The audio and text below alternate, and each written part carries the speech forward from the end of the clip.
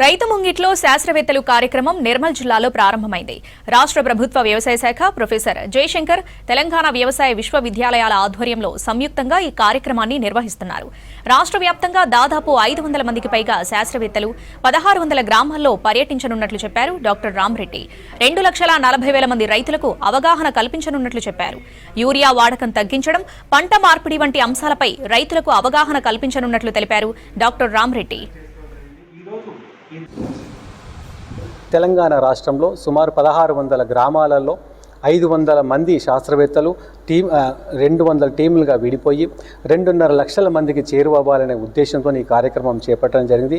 ఈ కార్యక్రమం యొక్క ముఖ్య ఉద్దేశం ఏంటంటే వానాకాలం ముందు అంటే ఖరీఫ్ సీజన్ కన్నా ముందు రైతులకు కావలసిన సూచనలు సలహాలు ఇస్తూ రైతాంగం ఎదుర్కొంటున్న సమస్యలను కూడా మేము వారి నివారణ చెబుతూ మేము ఒక 6 అంశాలను తీసుకురావడం జరిగిందండి. ఈ 6 అంశాలలో ముఖ్యమైన అంశం ఏంటంటే యూరియా వాడకాన్ని తగ్గించండి అని.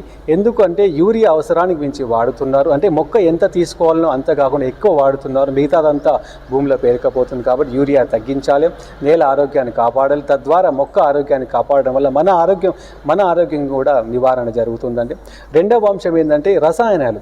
మన అవసరానికి మించి రసాయనాలు వాడుతున్నాము, కెమికల్స్ ఫర్టిలైజర్స్ అంటున్నాము, అవసరానికి మించి వాడుతున్నాము. వాటిని కూడా తగ్గించి నేల ఆరోగ్యాన్ని తగ్గిస్తే మన భావి తరాలకి, మన ముని మనువులకి సురక్షితమైన ఆరోగ్యవంతమైన నేలను అందించడానికి ఆస్కారం ఉంటుందండి.